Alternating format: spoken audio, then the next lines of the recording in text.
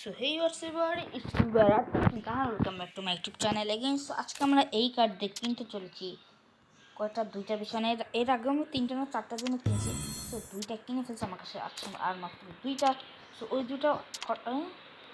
দুটো আমি খরচ করে ফেলে দেবো।